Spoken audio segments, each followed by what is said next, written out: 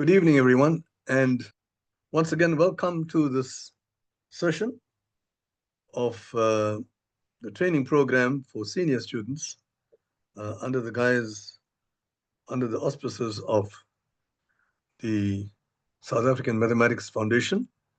And we want to express our welcome to our representatives. I see at least one from South African Maths Foundation, Khotso, Kogo, and welcome. We are grateful that you are here to help us along. Okay, so we will start in just a moment. I see people are still coming in.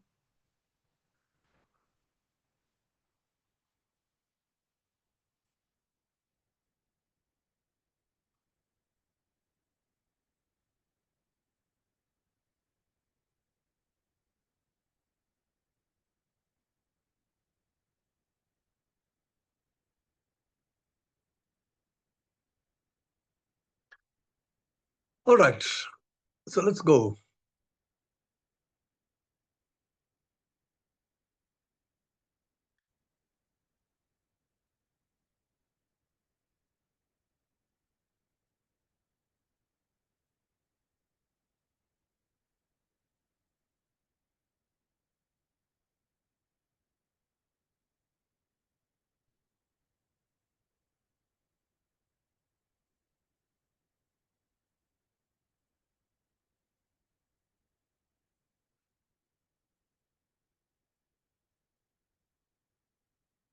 Sorry, I can't understand what's going on here. Why can't I share?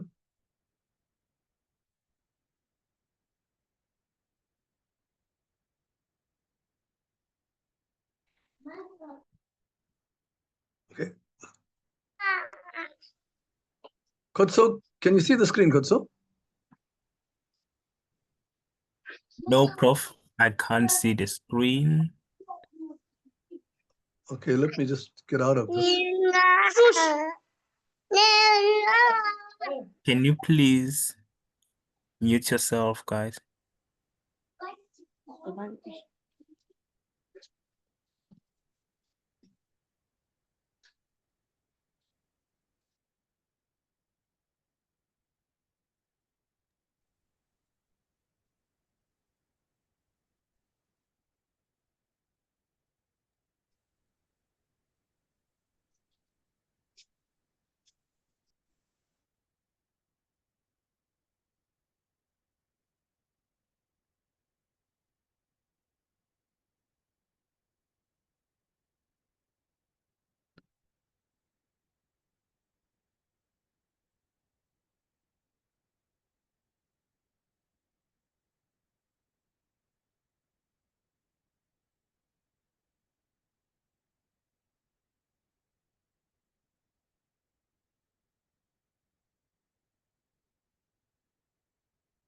I'm sorry for this long delay.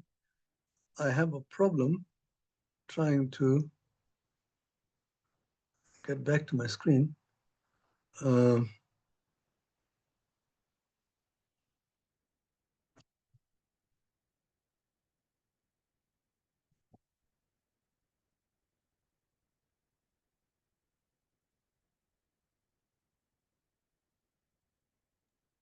Just a reminder, guys, please make sure that you sign the Google form before you leave the class. The link will be provided in the chat room before the class ends. Make sure that before you leave, you sign the register, please.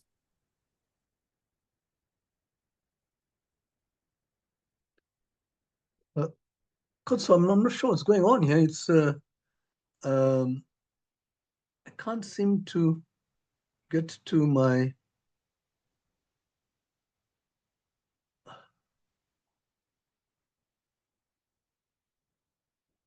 Okay, let's hope it works now.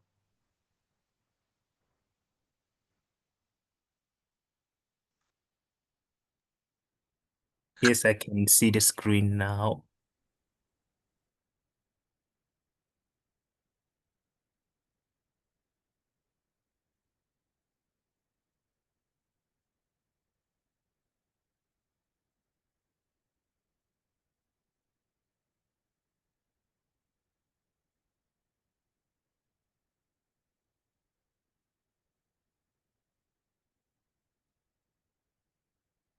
Okay, can you see it now? Hopefully. Yes, I can see it. All right. Okay. I'm sorry. This is quite a long waste of time. I hope everybody can see the screen, and we will go straight away with the first problem in this session, which is uh, this problem, which says solve for x in terms of a. Um, this session here is dealing with equations, some non-rooting equations like this. They're not linear, they're not quadratic. So they are different types of equations, and there is one unknown, and you're asked to solve for this. Sometimes there's more than unknown, more than one unknowns, but you can still solve depending on the problem. We will see some problems like that. Like in this case here, now there's one unknown, namely x, and the problem is to solve for it. Now the technique here is whenever you have something like square root of something plus square root or minus, what you do is you multiply on both sides by the other one, square root minus. In other words, you have a situation where you have a plus b into a minus b. So if you multiply a plus b by a minus b, you will get a squared minus b squared. So when you have a square root, and if you square it, the square root disappears. So that is one way of killing the square root, by multiplying it by what we call the conjugate. All right, so in this case here, I got an equation, and we're going to multiply on both sides by square root of x plus a plus square root of x minus a. I'm going to multiply both sides by that. So you have square root of x plus a minus square root of x minus a. That's what's already here. I'm bringing that down. But I have to multiply the left-hand side, or the right-hand side, sorry, by the same quantity. So you multiply both sides by this.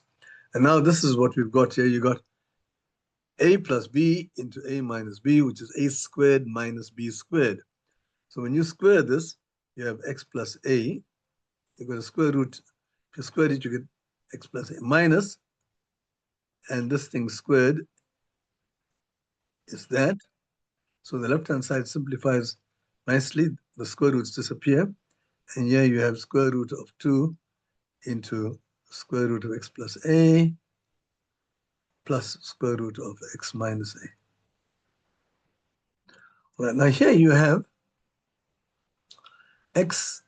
When you simplify this, x minus x cancels off, and a plus a gives you 2a. So what you have is, I'm going to put it down here, 2a. All right, so you got square root of 2 times this.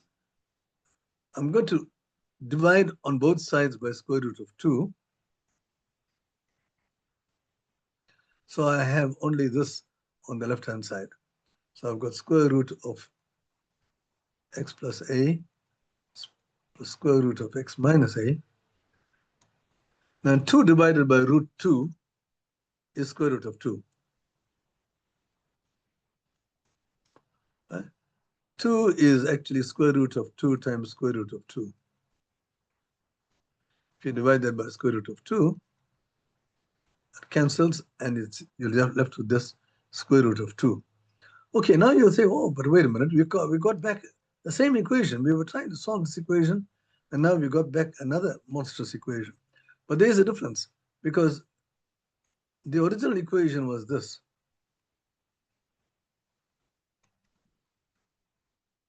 That's what I got there at the top. And that is the square root of 2. So now you see you got the same quantity added and the same quantity subtracted, and we can eliminate by adding both sides, then this part goes away. And this thing here is you're adding it to itself. So you'll have 2 root x plus a. I'm adding both equations. That plus that is twice that, and this cancels. And here you have the square root of 2 is a common factor into a plus 1. Okay. And now you got one unknown, still x, but you can get rid of this thing again by squaring on both sides. Now you can get rid of the square root sign. You square both sides, 2 squared is 4. And when you square this, you get x plus a. If you square this, square root of 2 squared and a plus 1 all squared. Right, so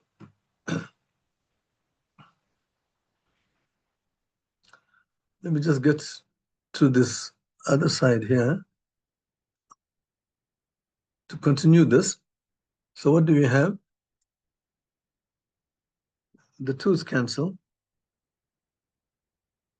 Or if you like, I can make x the subject by saying it's x plus a. Divide on both sides by 4.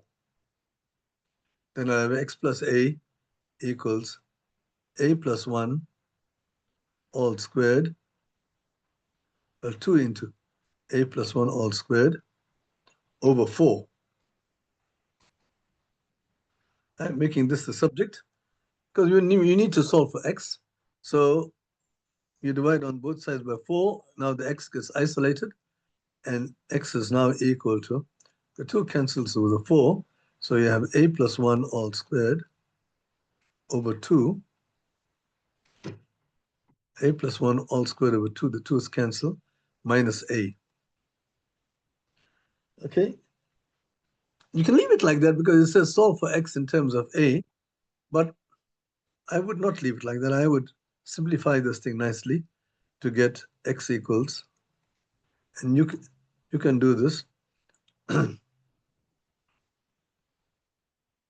You'll get 1 plus a squared over 4. So that is the solution. When you simplify this, I'm not going to do that. You can do that. You get x is equal to this. Now, there is one slight thing here. You see, whenever you're squaring,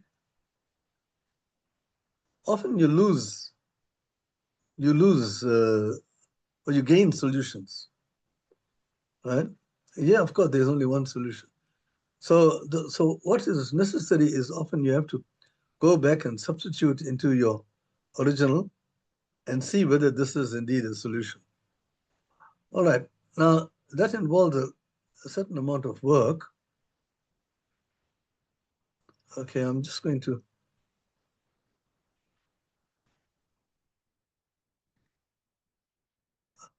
the last thing we had was x is equal to 1 plus a squared over 4. We said that this is a solution. So it's important to, whenever you're squaring, it's important to go and test to see whether your x is indeed a solution. Because sometimes you start creating numbers which are not solution. See? Like for instance, if you take a simple thing like, for instance, x is equal to 2, and if you square, you get x squared is equal to 4. And then when you say x squared is equal to 4, this x squared minus 4 equals 0. If you bring it to one side, so difference of 2 squares, x minus 2 into x plus 2 equals 0. And you will have x is either 2 or negative 2. Now you see, we started off with x equals 2 only. That's the solution. Negative 2, if you substitute it inside here, you're not going to get negative 2 equals 2. So this is an extra solution which sort of creeped in because we squared. So that is why it's nice to test the solutions. Like in this case, when you test the solutions, you have to put x equals 1 plus a squared over 4. And here you put x equals 1 plus a squared over 4. Try to simplify this and see whether you get square root of 2. That's an interesting exercise that you can do. Right? I'm not going to do that. you will see that you will actually get, when you substitute x equals that and that, you get a perfect square in this, and you can work out the square root. See, once you got a perfect square. All right, so we will leave that. The idea is to substitute back and see whether it is indeed a solution. Now, let's get on to the next problem.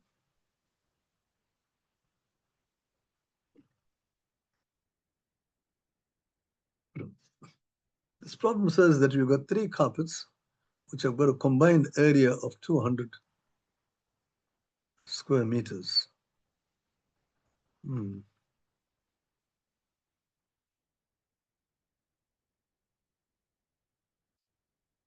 I thought I had these diagrams drawn. Okay, so you got 3 carpets which have a combined area. So if you add the areas of the 3 carpets, you're going to get 200. But by overlapping, there's somebody who is interfering with my screen. I can see a green line here.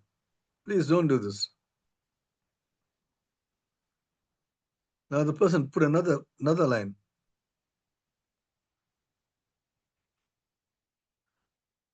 Kotso, if you can find this person, please evict him from the classroom. Okay, thank you. Just in time. Okay, by overlapping the 3 carpets to cover a total floor area of 140. So when you overlap them, you cover a smaller area. So what's going on here is that you have a carpet, you have another carpet. I hope I can do this. Should have had these diagrams done earlier on.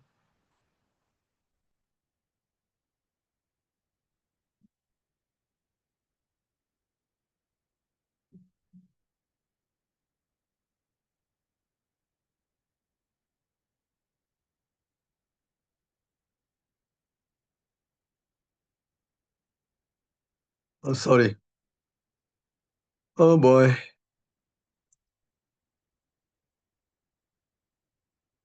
Okay, you got something going here. So you got 3 carpets, and they are overlapping like this.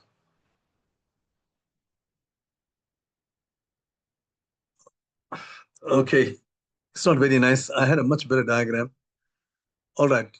So what's happening here is that these 3 carpets, when they put one over the other, this is what you get, and the total area that is covered is now 140 square meters. So the question is now, let's see if I can make this in bigger.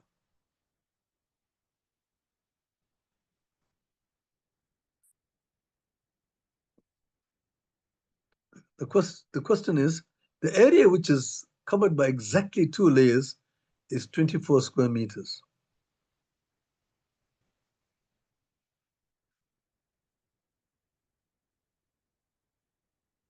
All right, I'm going to draw this freehand. It's not going to be very nice.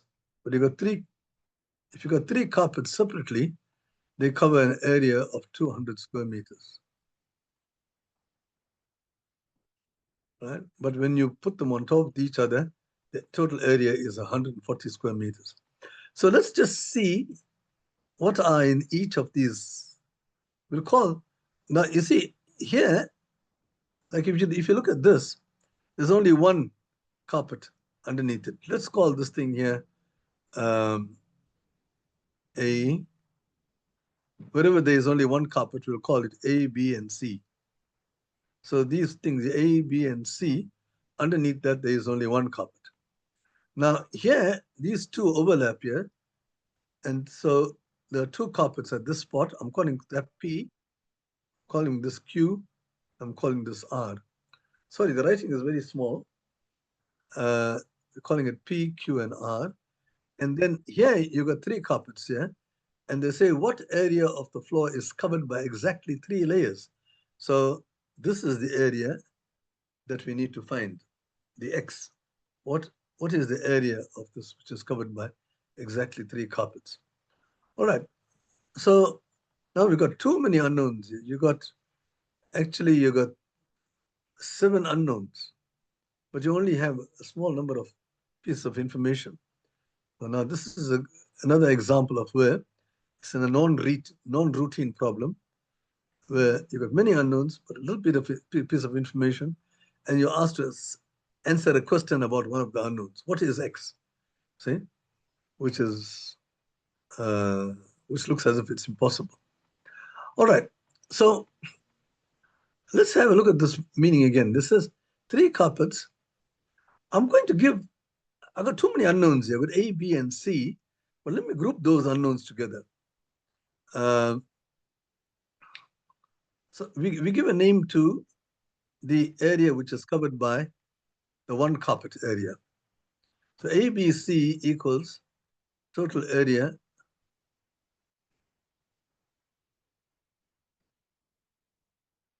covered by 1 carpet. This is not the right expression. Total area covering one. This is total of 1 layers. We'll call them layers.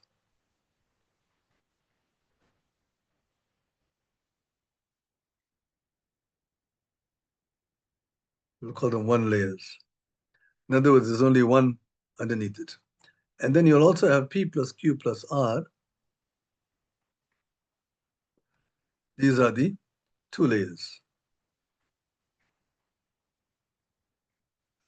And then you have X, which is 3 layers. They're given the same name, 3 layers.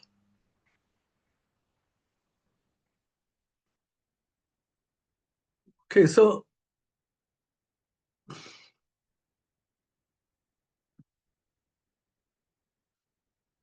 when you the total area covered by these is 140. So when you add all these, okay, we'll give a name. We'll give a name to this thing here. Let's call it.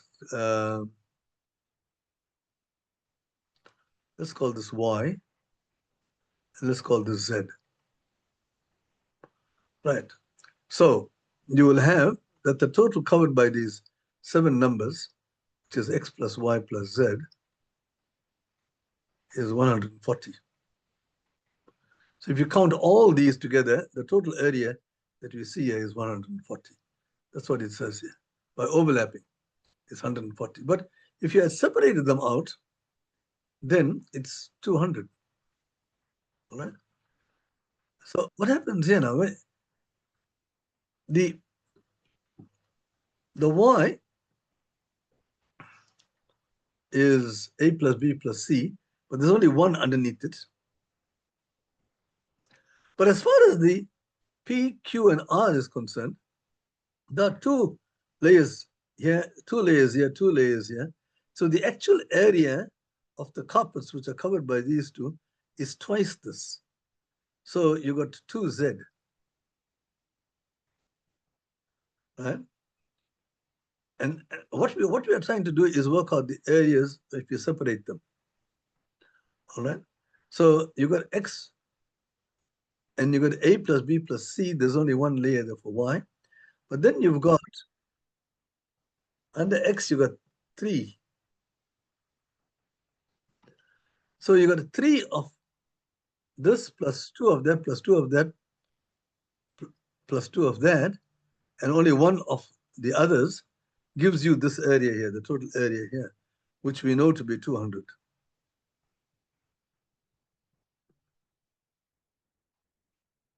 See? But we also are told that the area which is covered by exactly 2 layers of carpet is 24. So in other words, P plus Q plus R, Z is actually equal to 24. This is the total area that is covered by exactly 2 carpets. So we know one of the unknowns, it is Z, which is 24. So if you substitute 24 here, then you can take the 24 to the other side. You get 140 minus 24, and that is 116, right? Now, Z is 24 here, so 2Z is 48. So you have 3X plus Y, those 2, is equal to 200 minus Z is 24. Twice 24 is 48. I'm doing everything mentally here. 200 minus 1 minus 48 is 152. Okay. Right. So now you've got two equations and two unknowns, and you know how to solve that. And the idea is to solve for x. So what we have to do is to eliminate y. To eliminate y, you can subtract. But subtract the smaller one from the larger one. The y's will then cancel. So you get 152 minus 16, which is 36. Right? And then y minus y is 0. And 3x minus x is 2x. So now you get 2x is 36, and x is equal to 18. It's a nice problem, although it looks as if you got 7 unknowns, but you can still solve because you're asked to find a particular. You even got y. You can even solve for y. Well, y is z is known. You can work out y as well. But they wanted to know about what area is covered by 3 layers of carpet. Okay, so that takes care of question 2. Now we go on to question 3.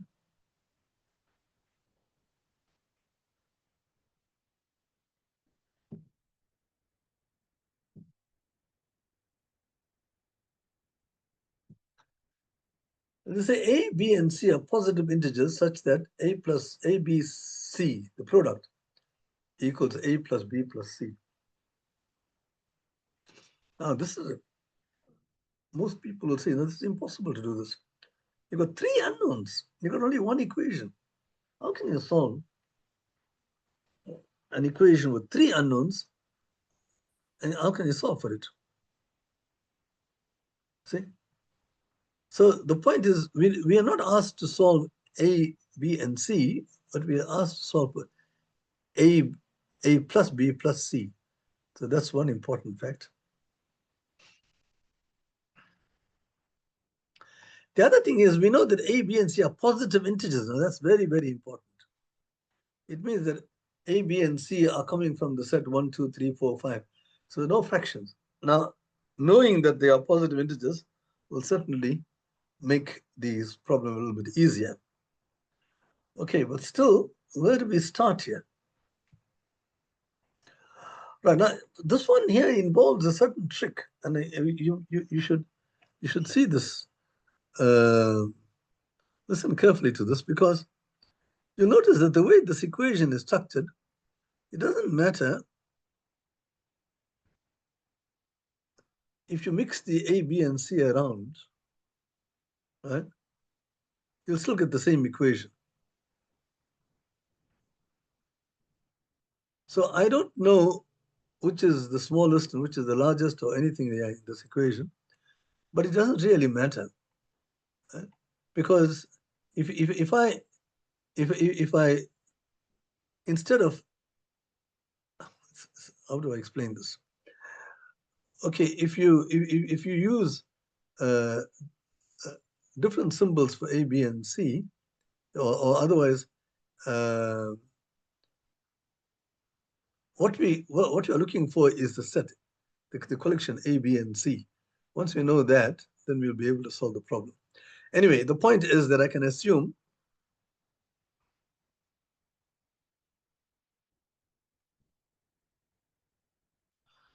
I don't have problems in assuming that A is the smallest,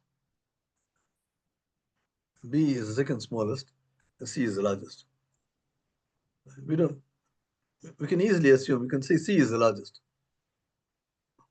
or A is the largest, or B is the largest. We don't know which one. It's just what we can say, stipulate that C is the largest, because it doesn't really matter if you mix these around. BAC is the same as B plus A plus C, or CAB is the same as C plus A plus B, right? Okay, now once you do that, then the problem simplifies a great deal, because then you will have that ABC.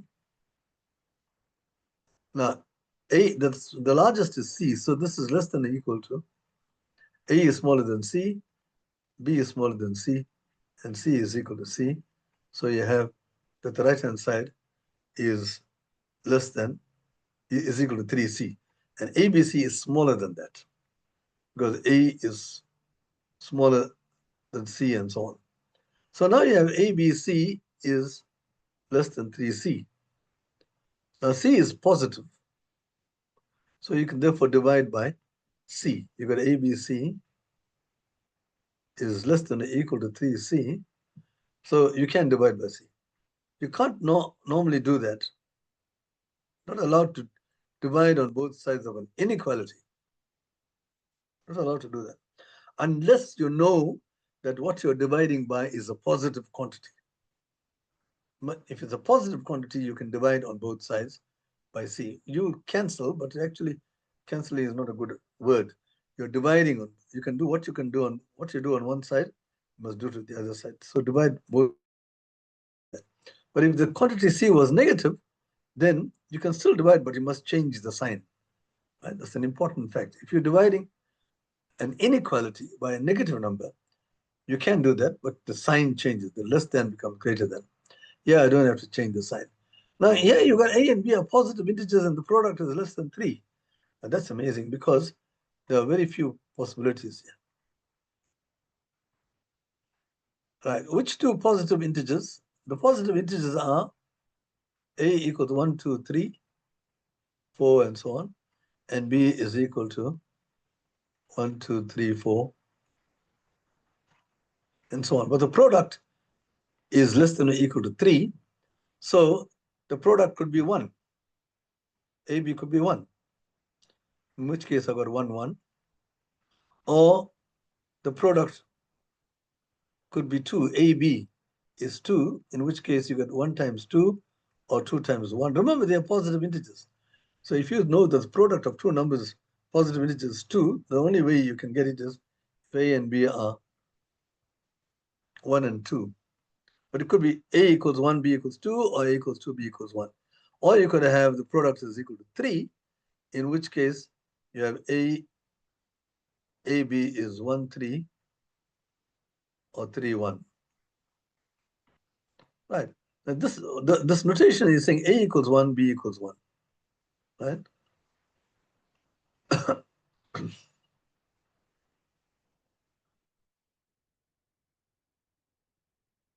Right. If A is equal to 1 and B is equal to 1, then what happens? Let's do that. We have our main equation ABC equals A plus B plus C. Now, if you substitute 1, 1 into that, you got 1 times 1 is 1. You have C here. And here you have 1 plus 1 is 2, 2 plus C. And then, now this is impossible. You can't have C is equal to 2 plus C. Because now you get 0 equals 2. That's impossible. So, in other words, this is not a solution. We can eliminate it. Right? Right. You can try 1, 2, and 2, 1. They both work. But I think one of them doesn't work. Oh, yes. Yeah, you can't try this because A is less than or equal to B, you see. Right? So, yeah, A is 2, B is 1 is out. And even here, you can't do that. But you can try.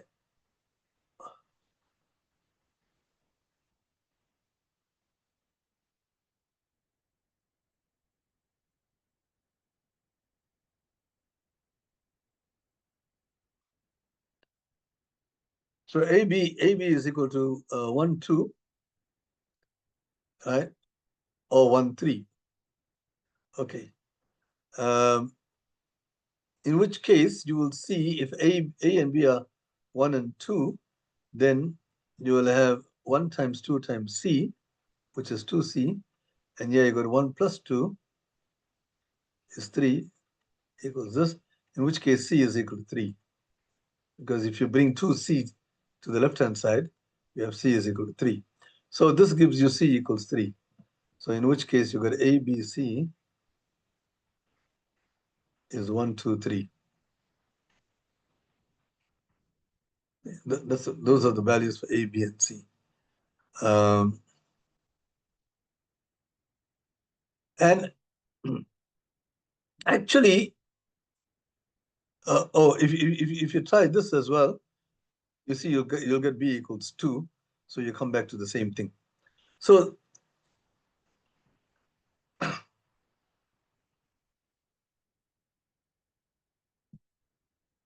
now the question is, what is A plus B plus C? If you try 1 times 2 times 3 is 6, 1 plus 2 plus 3 is 6. So you got A, B, and C satisfy them. But you could have had 3 plus 2 plus 1. You could have 3 plus 2 plus 1, still gets the same answer. So A need not be 1. It could be 2 or it could be 3, right? And in which case, you have different values for A and B and C, but in all cases, you have the same sum. See? In all cases, you'll have the same sum. A plus B plus C is equal to 6. 1 plus 2 plus 3. When I say by all cases, I mean you could have had, there are many solutions for A, B, and C. You could have 3, 2, 1 or 2, 3, 1 or 3, 1, 2, any one of those solutions. But in all cases, the sum is the same. And that is the answer. The sum is 6. All right. So again, you have one equation with 3 unknowns, and yet you can solve for them. That's the nice thing about these problems. A lot of it involves logic and thinking about it. It's not just mechanical solutions of problems.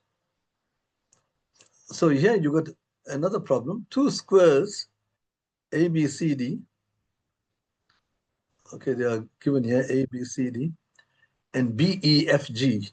So the white part is a square, and the outside is a square, right? And then you got a small square drawn here. This is a small square inside the large square, and this is joined.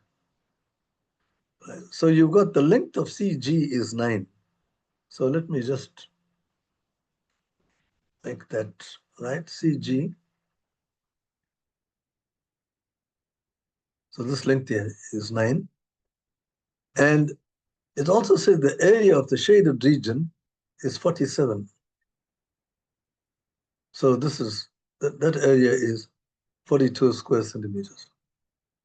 So those two things are given. And they ask you to calculate the perimeter of the shaded region. So many sides here. That, plus that, plus that, plus that, plus that, plus that. So if you start naming all these things, you will see you get lots of unknowns. That, you don't know that, you don't know that, you don't know that, and so on. And so how does one go around doing this? Okay, you will see that it can be done if you start looking at what you are given. See, there are only 2 unknowns here, really. The unknown is the length of the side of the large square, let's call it A, and the length of the side of the small square, let's call it B. Right? So it's a square, so all the sides are A, and this one here, all the sides are B. Okay. So what is the shaded area then?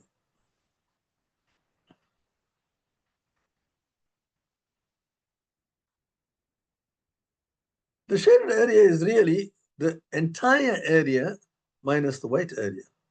So the entire area is the area of the large square, which is A squared, right, minus the area of the white area, and that's a square with sides B. So the area of that is that. So the area of the shaded area is A squared minus B squared. And we know that is 47. It's given that the shaded area is 47 square meters. Right. But it's also given that CG is 9 centimeters. CG. So that it's given that this length here is 9. But if you look carefully, you'll see that CG is actually the hypotenuse of a right angle triangle. That's as you can see it, whose sides are A and B. So by Pythagoras, we have another equation using the theorem of Pythagoras, A squared plus B squared, A squared plus B squared is C squared, and here it's 9 squared, so it's 81. Okay, so we've got two equations with two unknowns, and therefore we can solve. Got a squared and b squared. And now you can add them up. So you got 2a squared is equal to 47 plus 81, which is 128. So therefore a squared is equal to 64. Twice a squared is 128, so a squared is half of that. So a is equal to 8.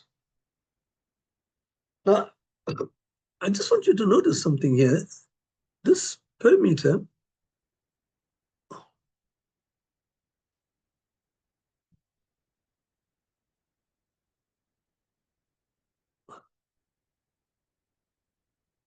of the shaded region is, let's go, that plus that plus that. Now watch.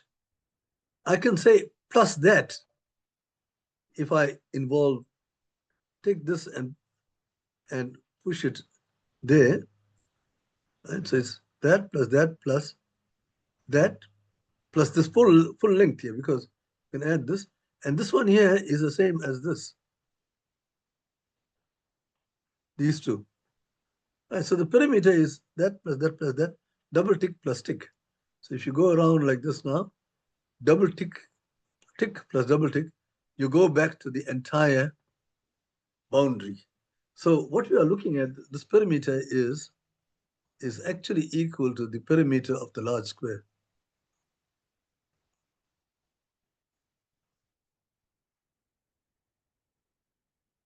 And that's an interesting observation. Right?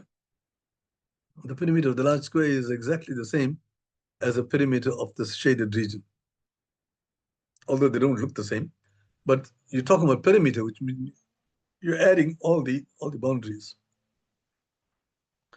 See, if you don't like that, you can say that this is B here, and that is B.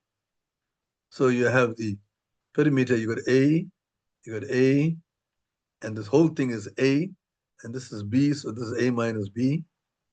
This whole thing is A, and this part here is B. So it's A minus B. And if you add up all these, you'll get 4A, which is the perimeter of the large square. Right. So we know that A is 8, and therefore this is 32. I need not calculate B. And this will be in centimeters, because it is given in centimeters. And perimeter is a single dimension. It's not a square. The perimeter will be in centimeters. So although this, again, it looks as if you got two unknowns and you can't solve for them, but they're asking you for the perimeter, not for A or B. But as it turns out, you can calculate A and B. Okay, so the next one is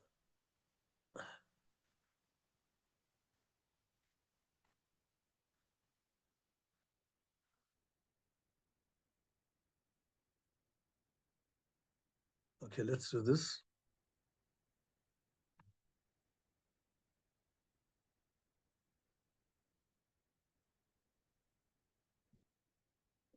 Okay, so we're looking at that one.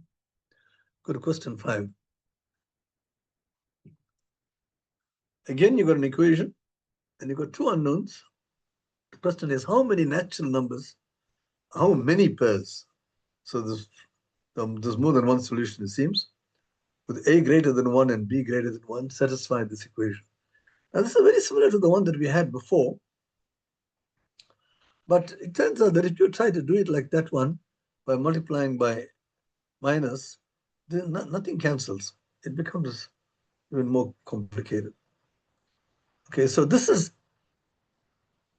one of those where you can square both sides, and that way you can get rid of a lot of square roots. I should add that you could have done the first problem that we did also by squaring both sides. You could have done it, and you still would have come to an answer, even in that case. and come to the same answer. So I didn't do it. If you wish, you can try using that technique in the first problem that we had and see whether you can come to the same answer. If you're interested, you will do it. Okay, here I'm going to square both sides. So when I square the sum of two numbers, let's make it x plus y. What do you call a binomial? Squaring the sum of two numbers. The formula is x squared plus 2xy plus y squared. Okay, so you got that squared is a minus 1 plus 2 times the product of the two. The product of the two is 2 root a minus 1 root b minus 1. That's the product of the two, plus the square of the second one, which is b minus 1. So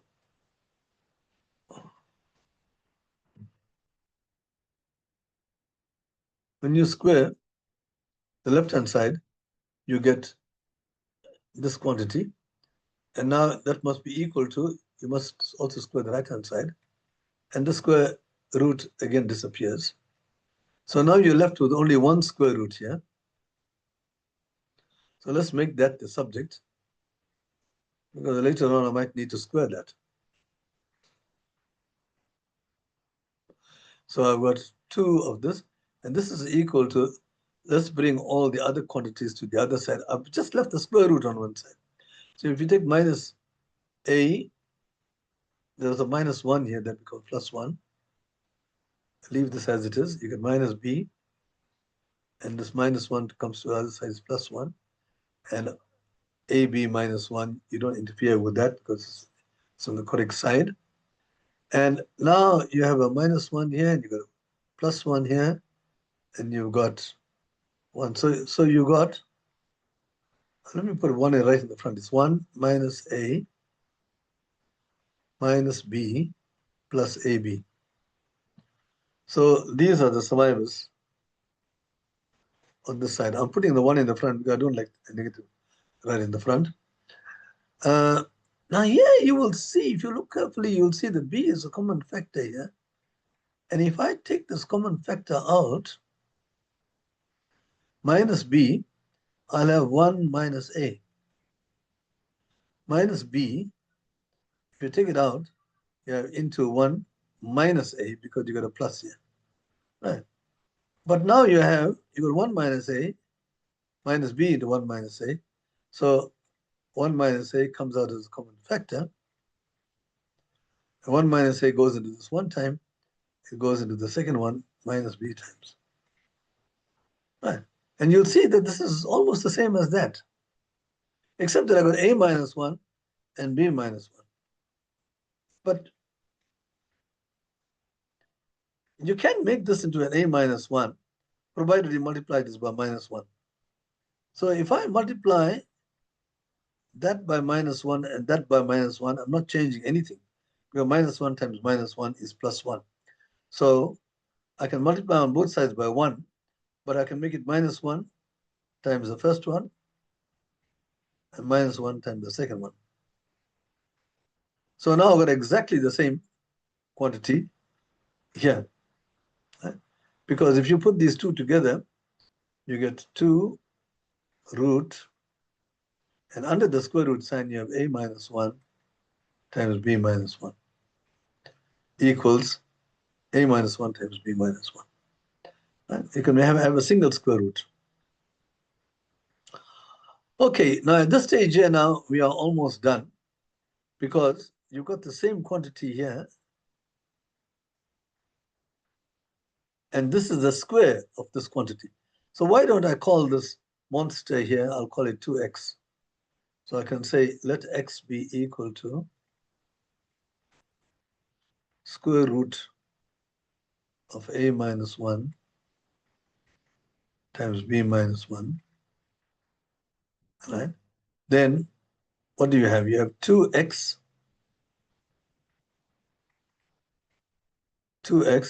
and here you have the square of that, the square of x. the x squared.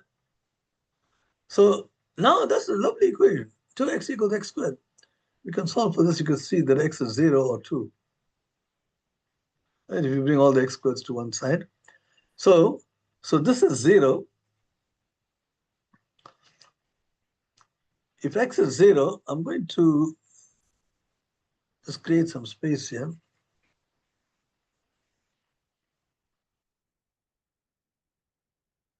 So there are two possibilities. Either x is 0, x is 2. So we have to deal with each of those possibilities. So if x equals 0, what happens? You got square root of a minus 1, that's your x, times b minus 1 equals 0. And if you square on both sides, 0 squared is still 0. And then you will have a equals 1 or b equals 1. Right? One of them has to be 1. But they say here quite clearly that a is greater than 1 and b is greater than 1. So this can't be. In the first case, you are forced to have a equals 1 or b equals 1. And it's clearly stated that neither a nor b is 1. So this solution is ruled out, x equals 2. So we have to take the other solution, which is, I'm sorry, the one which is ruled out is x equals 0. And the other solution is where you have x equals 2. So if I make this equal to 2, then I have, this is 2. And now you have, if you screw on both sides, you have a minus 1 times b minus 1 equals 4. Right? A is greater than 1, b is greater than 1. So all these quantities are positive. So we don't have any problems with negative numbers here. And these are integers, natural numbers. Now, that's very important. So you got the product of two natural numbers is 4. And so those natural numbers, a minus 1, b minus 1, those are the numbers which are being multiplied to give you 4. So which two natural numbers will give you 4? You're going to have 1, 4, 1 times 4, or you get a 4 times 1. And that's slightly different because then the value of this is 4, that is 1. And then there's only one other case where you have 2 and 2. 2 times 2 is also 4. See, the thing is, you're reading this equation. The product of these numbers is 4. They are both natural numbers, right? So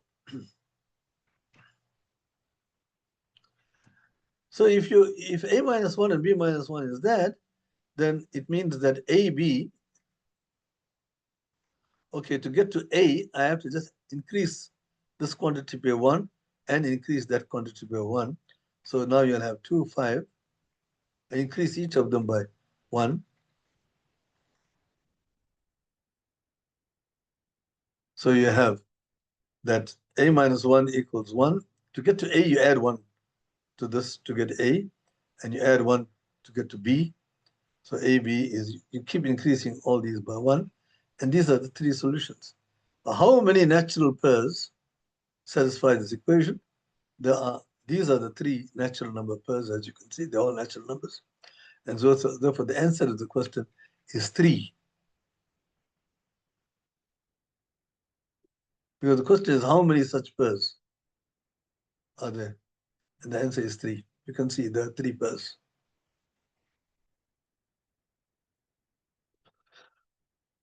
Three pairs, A and B,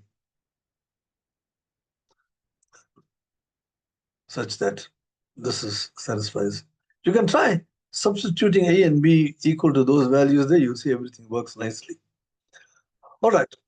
So that's another situation where you have one equation with more than one unknown. All right. So the next problem that I need to tackle is this one. We go to question 6. And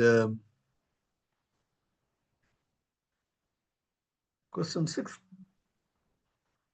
tells you there are 4 positive integers X, Y, Z, W. So you got four unknowns. And they give you the ratio of W to X is 20:21. So I'm going to put down ratio is W over X is 20/21. So that the ratio of W is to X is 20:21. The ratio of Y to Z means Y over Z is 16. The second piece of information. The third piece of information is, no, wait a minute. Y to 16/20. Sorry, 16/20. And the ratio of Z to X is 1:6.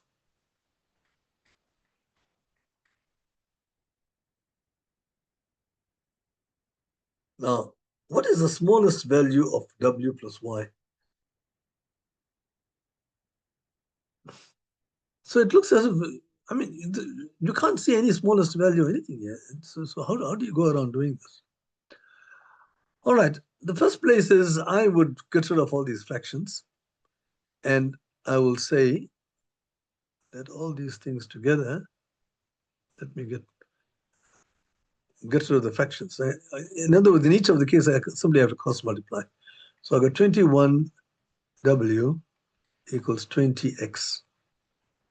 And here you got 20Y equals 16Z. And then, oh, by the way, this is not very nice. I rather divide by 4 on both sides. Right? 20 times Y is equal to 16 times Z. Or this fraction could have be made 4/5 in the first instance. So this is the second equation. This is the first. And then finally you got, if you multiply, cross multiply, you got 6Z is equal to X.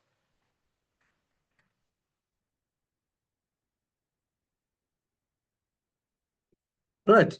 Now, so what do you do here? You got 3 equations, but you got 4 unknowns, X, Y, Z, and W.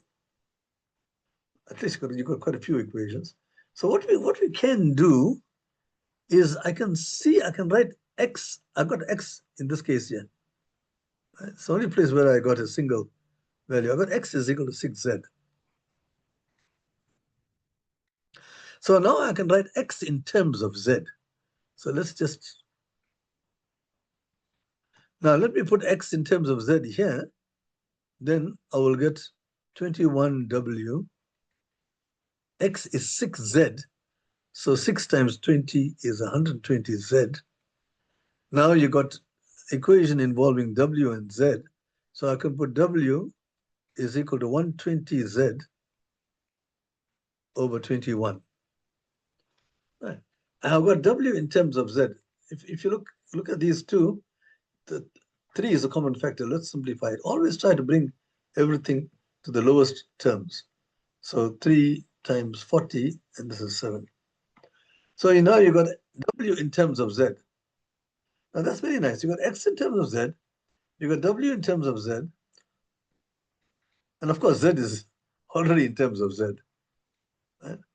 So now that allows us to work out what W plus Y is. Now what is W plus Y? W is 40Z over 7. That's W. Plus Y. Oh, I got 5Y equals 4Z. So Y is in terms of Z is 4. I should have written that down. Y is equal to, make Y the subject, 4Z over 5. Now this is a very common strategy where you write all unknowns in terms of a single one. Right? That will eliminate a lot of those unknowns because you can simply replace all these by the single one and you'll get it simplified considerably. Like now you got W plus Y. W you can write in terms of Z, which we've already had, and Y is 4Z over 5. So the Z comes out as a common factor. See, that's the advantage of this. It's 40 over 7 plus 4 over 5. Now here you just have a sum of two fractions, right? 40 over 7 plus 4 over 5. And when you simplify that, you get 228 over 35. And so far, we're not answering any question. We are simply looking at the equations and we calculated w plus y. But the question was, what is the smallest value of w plus y?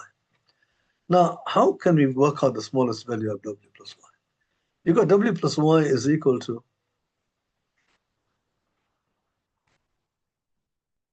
228 over 35 times z, right? So how do you solve this problem?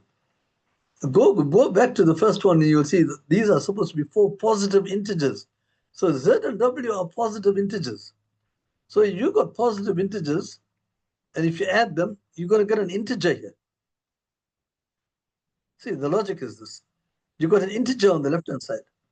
Now, this is not an integer, you got a fraction. Yeah. Right? How can I make this an integer?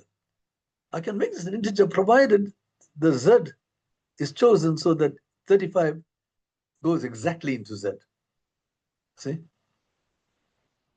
And then the 35 will cancel, and now I have 228 times the integer. But you want the smallest value of w plus y, so you look for the smallest value of z that can make this thing into a whole number. It has to be z equals 35. See? Z will have to be 35. And then in which case w plus y, and z is 35, these 35s cancel, is 200. Gives you, I should say z equals 35 gives the smallest value. Because then the next one will be 70. But that will give you a larger value for w plus y. The smallest value of w plus y is obtained when z is equal to 35. Anything smaller than that, you don't get an integer. See? So the smallest value of w plus y is 228. So there's a lot of logic here. Right? Looking at the question, understanding it, it's the smallest value. The reason for that is the smallest value of z is 35. And if you increase z, you increase that one. So the smallest value of z that makes this an integer, positive integer, is z equals 35. All right. So that requires a certain amount of explanation. And so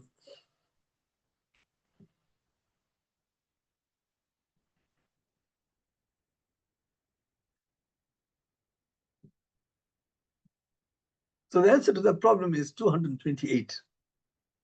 Right? The last one. Yeah, how many integer solutions are there so that this is a real number?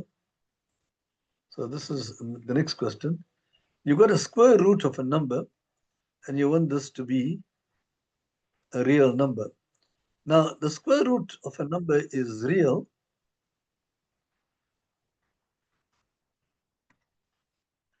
The square root of a negative number is not real.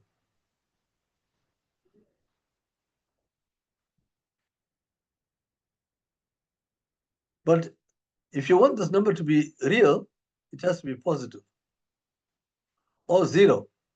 You can't say the square root of 0 is 0. That's very real. Nothing unreal about 0. You're using it all the time. So your inside one must be positive or 0.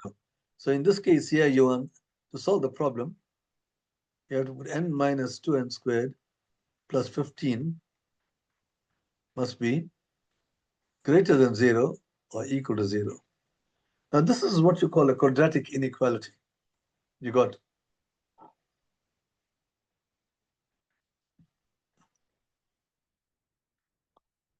two n. Okay, I got a quadratic. The quadratic part is in the n squared here. Let's put the n squared in the front, but I'm going to change the sign because I don't like a negative sign. So I'm going to put 2n squared. I'll change the sign here because minus n plus 15 because minus 15 But because I'm changing the sign, what I'm really doing is I'm multiplying right throughout by -1. And that's what happens here. When you multiply right throughout by -1, you get this. But as I told you earlier on, when you're multiplying by a negative quantity, the inequality changes. So this is a good practical example of that. So the inequality changes. Now this is in a quadratic form, and the way to solve this problem is to factorize this. And when you factorize this, I'll do this mentally quite fast. I'll get n minus 3 into 2n plus 5. You have your ways of factorizing it. I'm not going to go through that. You know how to do it. Let me just check it. N times 2n is 2n squared. Minus 6n plus 5n is minus n. Minus 3 times 5. Okay, that's okay. So now you have n minus 3 times 2n plus 5 is less than or equal to 0. Now, there are many ways of doing this, and these are quadratic, what you call a quadratic inequality. But the one I like best is what I'm going to show you now. It's a very easy way. And so we want to look at the integer values. So the integers are negative natural numbers and 0 as well. Okay, so we want to see which integers satisfy this. You can try substituting and it'll work. You can try substituting from some number, but you wouldn't know where to start to substitute, right? Because there may be some negative solutions as well, because you got integer values. But to go back to what I was saying, the way I do this is the following. I draw the graph of this quadratic. The graph of a quadratic is a parabola.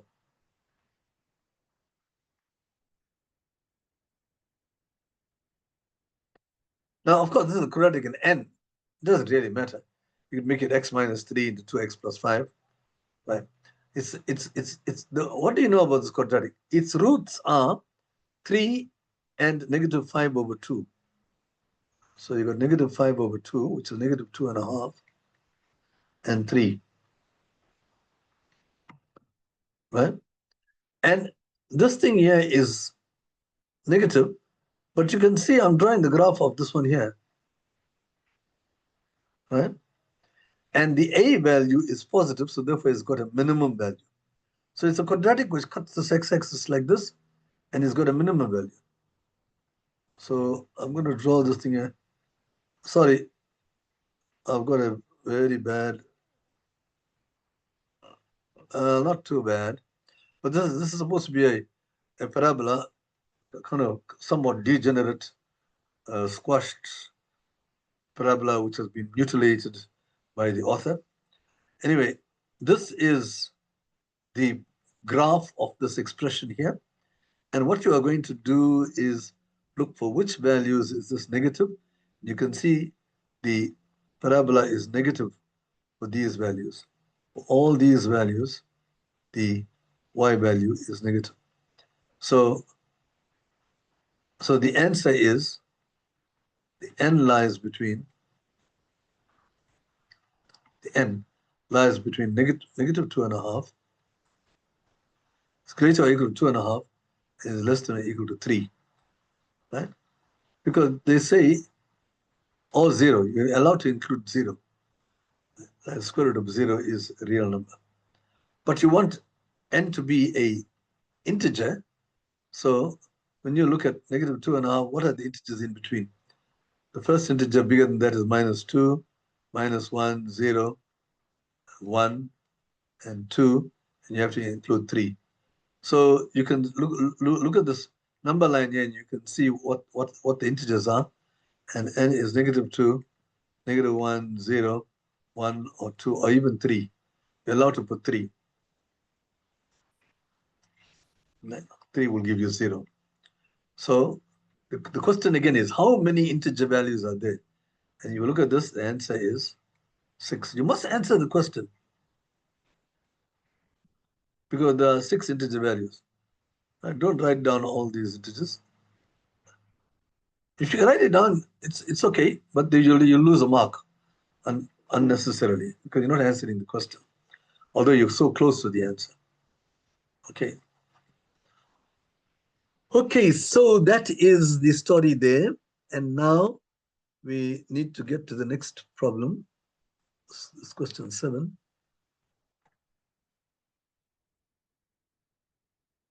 Okay, now question 7, now we move on to distance time problems. So this session here dealt with equations, sort of non-routine equations, because none of the equations were kind of equations that you study in school. But over and above that, I'm also doing distance time problems. People normally get very scared with distance time problem. So there are quite a few problems here, and I don't have so much of time. So what I'm going to do is I might have to start some of these problems in the next session. Okay. Uh, all right, let's have a look at the first one. A racing car is going around a track that is square. So let's draw this track, a square track, 1 kilometer on a side. So each side is 1 kilometer.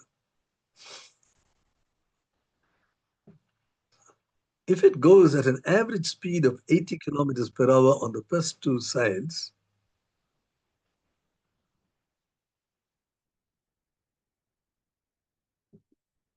so let's imagine it starts here. So it's here, it's 80 kilometers per hour. Let's imagine it's going around like this. Here it's also 80. 90 on the third side. How fast must it go in kilometers per hour on the fourth side to average 80 kilometers per hour all the way? All right, so the question is now, what is the speed here? The normal expression for speed is v. So suppose this is v kilometers per hour. Right. Before we proceed with this problem, you need to have a full understanding of what you mean by this 90 kilometers per hour. This thing means that the car is traveling 90 kilometers in 1 hour. From there, you can work out a lot of things. Then it'll be 180 kilometers in 2 hours,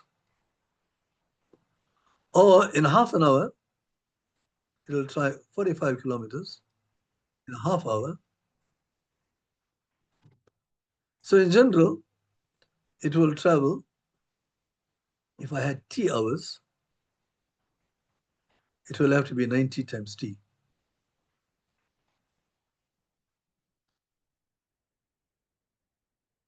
So it travels 90 t kilometers in t hours. And this is your time. And here you got your speed and you got your time. So this, you got speed times time is equal to a distance traveled. And that's a very important formula. In all these cases, you'll say, although I don't usually resort to the formula, distance is equal to speed times time. From there, you can get the speed is distance divided by time, and so on. So it's all ratios. But if you start with this thing here, 90 kilometers in 1 hour, then you can work out all the other things. Translating what 90 kilometers per hour means. We'll see more of that.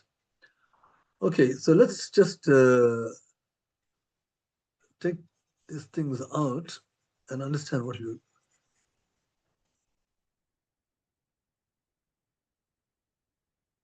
Right, now, you need to know,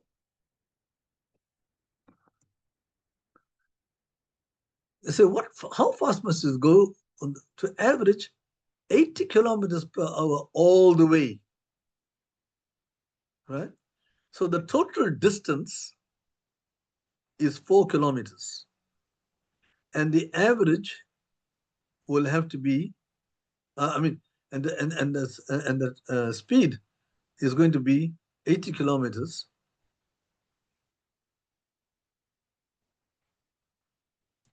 So we need to travel 80 kilometers. We'll have to travel 4 kilometers at 80 kilometers per hour.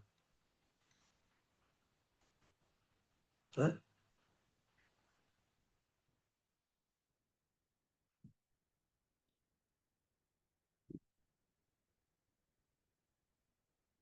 So it means now that how long does it take? In 1 hour it travels 4 kilometers. In 1 hour you can travel 80 kilometers. So for 4 kilometers, that's very much smaller. It's 1/20 hours, right? Because there's 4/80. So in other words, the total time that it should take to travel these 4 kilometers is just 3 minutes. You got 4 kilometers, right? So you want the total time to be taken is 1/20. Now, what is the total time that is taken? The total time that is taken is the time it takes to do this, which is 1/80 kilometers, and 1 kilometer would be 1/80.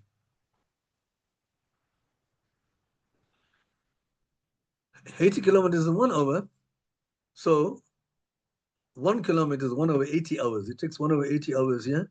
The same thing with 1/80 hours here. The same thing here is 1/90 hours. And here it's 1/v. 1 kilometer at a speed of v. So when you add up all these, you're supposed to get 1/20. See? Because that's the total, that is the time that you should be taking to average 80 kilometers per hour. So you work out all the times. It takes that number of hours here, that number of hours, that number of hours, and here we don't know what it is, but we know the speed. So it's 1/v hours. So when you add up all these things, you're going to get 1/20 hours. I'm working entirely in hours. See? But if you want to work in minutes, you can do that also. Right? They want the answer in kilometers per hour. So now from here you can solve the problem. Okay, so you have to multiply by a common denominator and solve. Right, I'm not going to do it.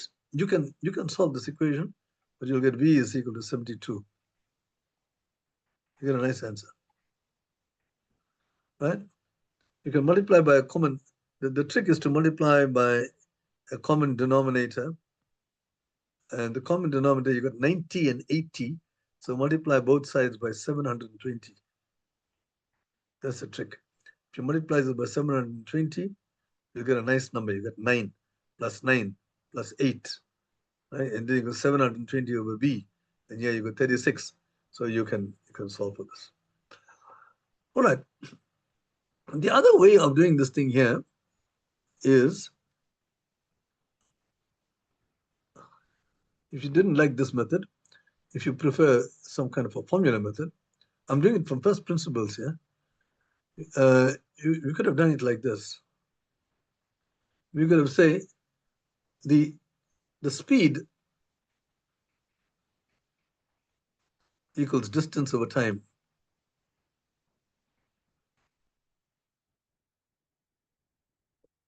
And the total distance is speed times time. So you're traveling at speed 80 kilometers per hour.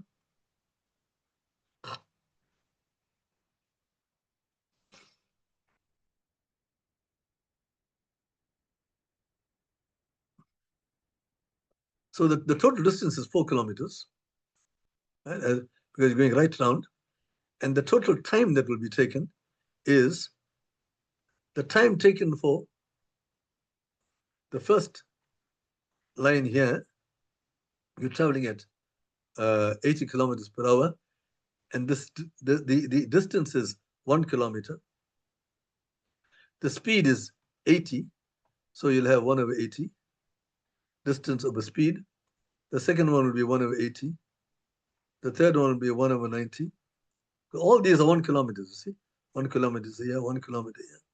And the distance over speed is equal to the time. So the total time taken will be this, and then finally it will be 1 over v. Right? And if you, and we know that this, the average speed is 80. So once more, you have one equation with one unknown, but it's no. The time taken, if he's traveling at, sorry,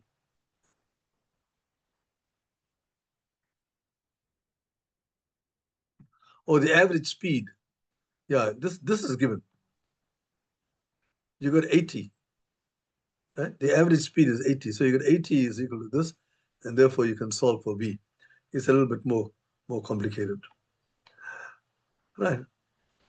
So this is an unusual thing. You might be tempted to say, well, you got 80, 80, 90. So you got 80, 80, 90, and you want all of them to be 80, and then you'll call this x. Add all this and divide by 4 and make it equal to 80. That'll give you wrong. It'll give you a wrong answer. Right? Your gut feeling would be to add the total distance and divide by the speed, average speed, to get the time taken to work out. Yeah, to get the average of 80. You want to know what must x be so that the average of all this is 80. And that is a much easier problem, but you'll get the wrong answer because you're not using the definition of what you mean by 80 kilometers per hour. Right?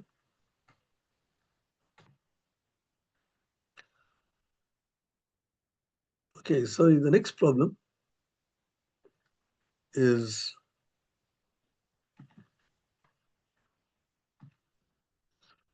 athletes A and B run at constant speeds in opposite directions around an athletics track. So, so let's just draw this thing here and just get this track in place.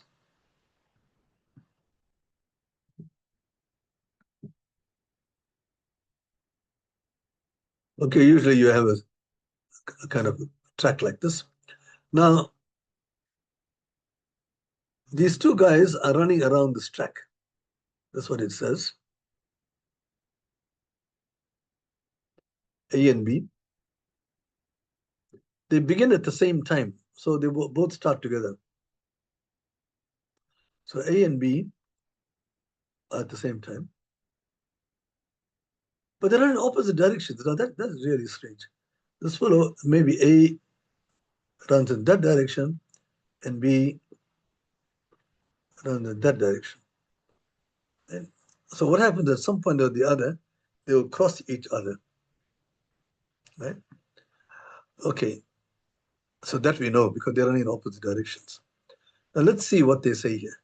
They say for every 2 laps that B completes, A completes 3 laps. So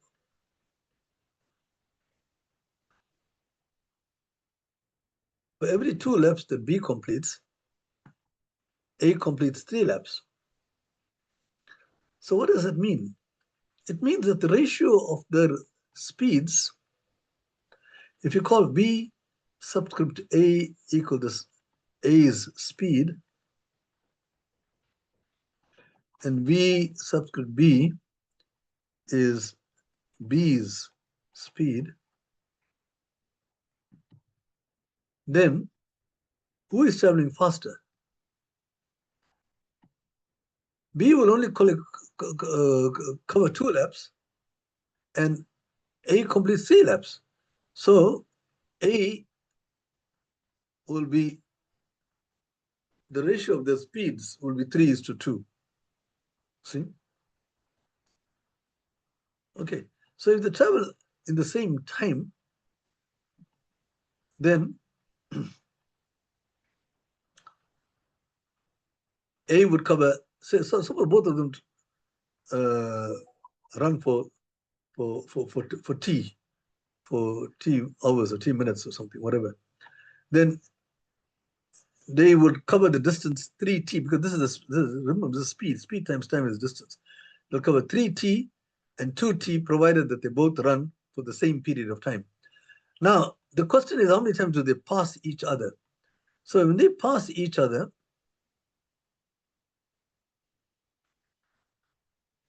A is traveling faster, so you'll go more than half, and B will come here, and this is a meeting point.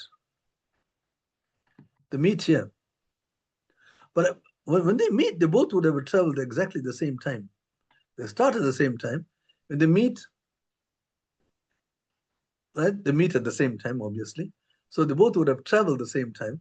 So it means that A would have covered 3 units, and this would have covered 2 units. So if the lap is 1 lap, so the A would have covered 3/5 of a lap. If you use that as your unit, and B would have covered 2/5 of a lap. So B would have covered 2/5 of a lap, and A would have covered 3/5 of a lap when they meet. Right.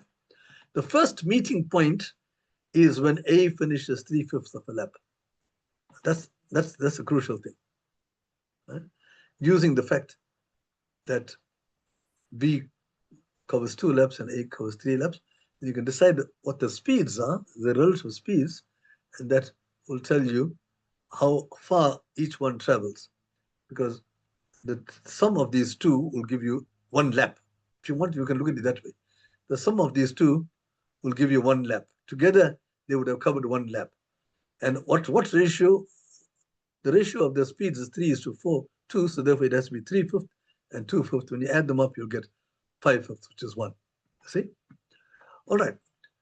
So now they say, how many times do they pass each other during the first 10 laps? Now, this is an interesting thing, because now what happens now, we have to say, make this your starting point. Now imagine that the whole problem is located here. This guy will go 3/5, the other fellow will go 2/5. So the second time they meet will be when A travels 2 times 3/5 of a lap. They meet first time is 1 times 3/5 of a lap. The second time they meet is 2 times 3/5 of a lap, because each time A would be traveling 3/5 of a lap, right? So we don't know. The question is, how many times do they pass each other? So suppose they pass each other, say, n times. So A would have traveled n times 3/5 of a lap. But they say in the first 10 laps, so n times 3/5 will have to be going round and round and round. It'll have to be equal to 10. But the 10th lap, yeah, it'll be less than or equal to 10, because you don't know whether they meet at this that spot, because we're counting from here, you see. So you don't know, they'll meet somewhere along. But the point is, after 10 laps, you want to know, essentially the question is, how many 3/5? This is the question. How many, this is 3/5 of a lap, how many 3/5 are there in 10? That is the crucial question.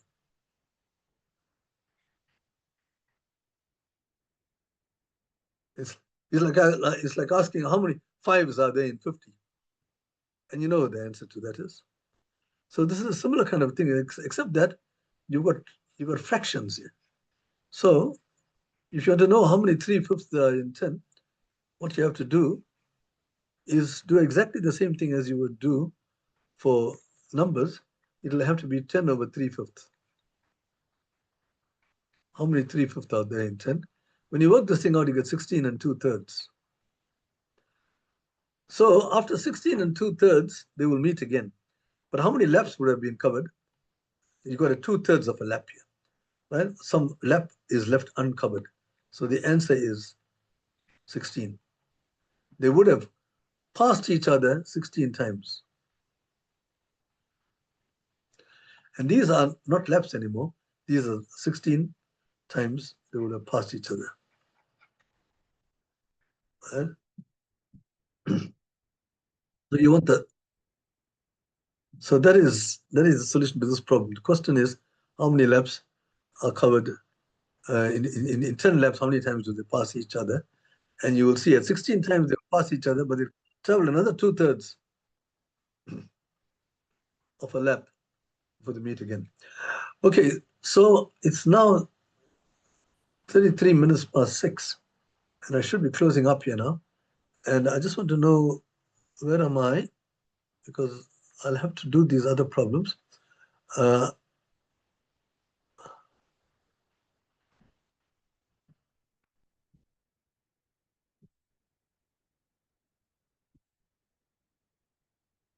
Oh, question 9. Actually, I got 13 questions. I usually give extra questions to give you problems to work out at your own leisure.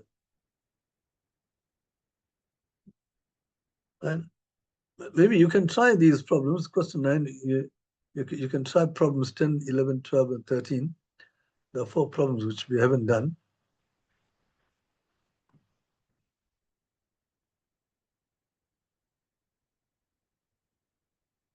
These are undone problems.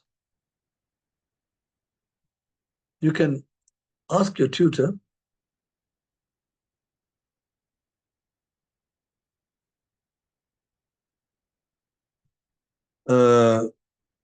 for a hint or whatever after trying it out yourself.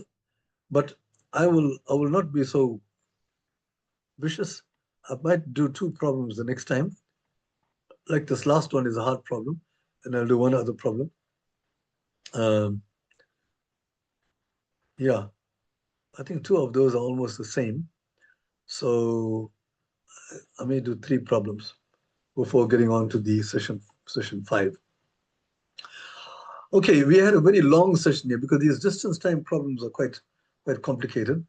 And even next time when we meet, I'm sure I will take at least half an hour to do these problems. But it's well worth it because these distance time problems are quite challenging, and they actually make you cut your teeth into problem solving. All right, and then maybe I might just cut down on some of the other questions in section 5, and we might carry over like that into new sections. Okay, thank you very much for this. I'm sorry I just went on. I didn't give you any chances whatsoever to talk or discuss anything. But now you can talk to me and tell me that there are some things that you didn't understand. Whoever wants to go away, it's already 6:35, and you think that you've had enough of this and walk away. But the rest of you can remain behind. Right? I'm happy to see that we've got a large number of participants today. Some of you came late, and you missed the first few solutions, unfortunately. But if you come in time, then you'll get the solutions to all of them. So this is where we are. This whole program, this will be recorded, and you can ask your center manager or your tutor about the recording. But I think Khotso might be able to tell you more about that. Khotso, can you tell them how they can access the recording? You can go to YouTube and search South African Mathematics Foundation. You will find the recording from tomorrow around 11. They will publish the video on YouTube. Okay, so there you have it. You go to SAMF, South African Maths Foundation. SAMF, go to the YouTube, right, all your www and so on, and SAMF, and get to the South African Maths Foundation, and then somehow search for the recording for session 4 senior on 11th of August. And you'll get the recording by noon tomorrow, and you can go and check that so that those people who came late, you can go and see what you missed and try to understand that. But before you do anything, you always must try the problem first. There's no point in looking at a solution if you haven't even tackled the problem. So that is, and welcome to all of you. I'm happy to see a large number of you. And and today's problems were a little bit challenging. Don't be put off by that. Not all these problems are like that. The distance time problems, especially, can be quite challenging. So we'll look at more of that the next time we meet, together with the new problems in session 5. Also, you have an assignment uh, which you have to do.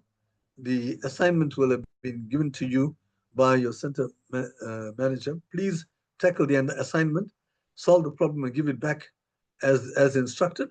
They will mark it, and then you will have a mark assigned to your name. And at the end of everything, we will you will have a final mark. But don't get too put off by the fact that you can't solve an assignment. What's important is try it and submit it. Okay, and do that week after week or session after session. So please tackle those assignments. The last thing I want to say uh, is, Khotsa, you want them to write down register, isn't it? Yes, I did send the link on the chat room. They can find the link to just register their names. All right. Okay, so you got a link. Please put your name down so that we can mark you present for this, all of you, right? Otherwise, you will be counted as absent, which may be against you. So please go to that link, mark yourself present in whatever way it asks you to do that, and that's before you leave. Okay, thank you very much. Heaven, welcome.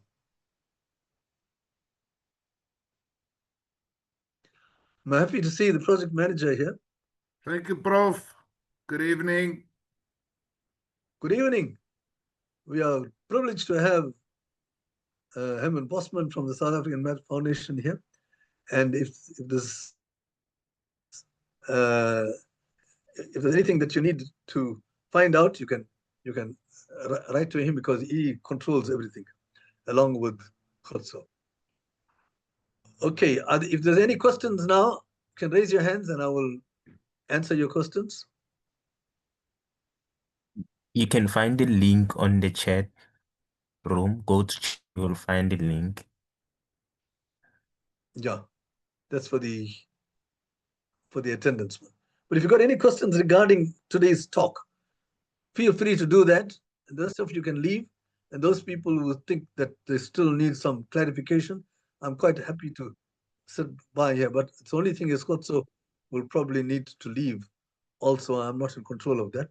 But ask any question that you want to ask. All right. We've got the link to the registration forms to everyone there. It's in the chat column. If you don't have any questions, then we can close the session. Okay. I just left it open in case you didn't understand something and you needed more clarification. You can do that now, but if there are no further questions, we can close the session.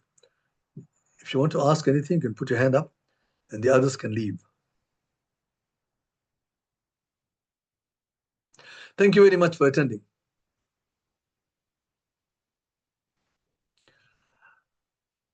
I just want to see the chat. There's some things in chat here. Somebody might have asked a question in the chat column.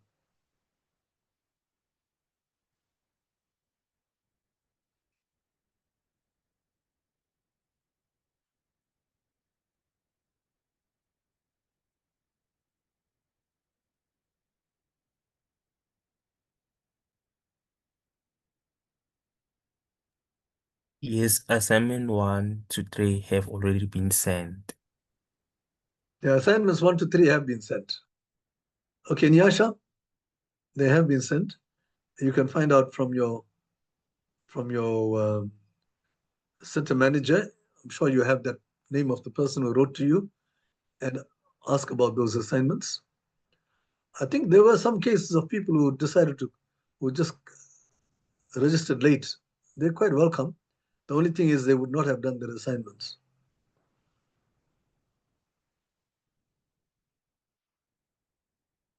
Okay. I think most of the other messages are given by South African Maths Foundation, and you can read them and do what you have to do. Okay, so I'm going to leave. And if you want to ask anything else, you can stay on. Thank you. I'll see you in 2 weeks.